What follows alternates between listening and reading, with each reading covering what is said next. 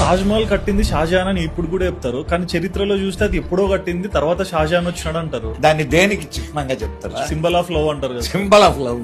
లవ్వా కొవ్వా? అది సమాధి. సమాధిని తీసుకొని వచ్చి కుంపలో పెట్టుకుంటారా ప్రేమకు చిహ్నం అని? ఏం ప్రేమ? షాజహాన్కి 7 భార్యలు, ఈమె 4వ ఆమె. బుర్హాన్పూర్ లో ఆమెను ఖననం చేశారు. 6 నెలల తర్వాత మళ్ళా అది తవ్వి ఆ ఎముకల్ని తీసుకొని వచ్చి ఇక్కడ పెట్టి సమాధి. చాలా సింపుల్ క్వశ్చన్. సమాధికి ఎక్కడైనా మహల్ అని పేరు పెడతారా? పెట్టరు. మరి దీనికి తాజ్ మహల్ అని ఎందుకు వచ్చింది? గోశాలలు, అశ్వశాలలు తాజ్ మహల్ చుట్టూ. మరి అది హిందువుది కాదు, వాళ్ళు కట్టించారని చెప్తారు. మరి ఇవన్నీ ఎందుకుంటాయి అక్కడ? తాజ్ మహల్ షాజహాన్ నిర్మించాడు, ఓకే అనుకుందాం కాసేపు. మరి గవర్నమెంట్ దాని కింద ఉన్నటువంటి అరల్ని ఎందుకు మూసి ఉంచింది?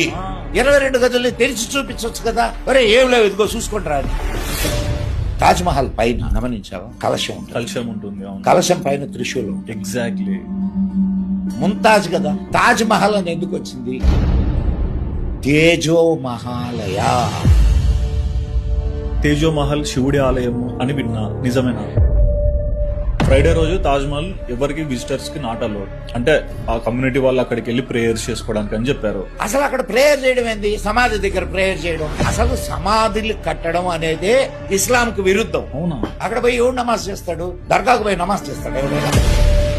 ఎంత నికృష్టులో మన పాలకులు, ఎంత దౌర్భాగ్యులో. ఇంక నాకు చెడ్డ మాటలు తిట్టలేక నేను. పోనీ ఆర్కియాలజీ వాళ్ళు ఏమన్నా తవ్వకాలు జరిపి ఇదిగో ఆర్కిటెక్చరల్ సిస్టమ్ ఇది అని చెప్పేమన్నా చెప్పారా? లేదు. అంత ఒత్తిడి ఎట్లా పెడుతున్నారు సార్ అది బయటికి రానికుండా? అంటే 7 వండర్స్ లో ఒక వండర్ అని చెప్తారు కదా సార్. అదేనబ్బా, అంతకంటే అద్భుతమైన దేవాలయాలు ఉన్నాయి. మన జబ్బుల్ని తగ్గించే ఆలయాలు ఉన్నాయి.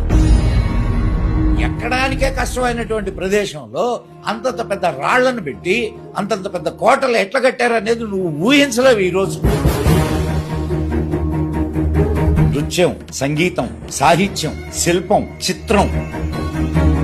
ఇప్పుడు రామ మందిరం ఇద్దరు క్లెయిమ్ చేశారు, ఇది బాబరీ కట్టడమే, ఇక్కడ టెంపుల్ లేదు అని ఒకరు. అక్కడ టెంపుల్ ఉండింది, దాన్ని కూల్చి బాబరీ మసీద్ కట్టారు అని చెప్పి.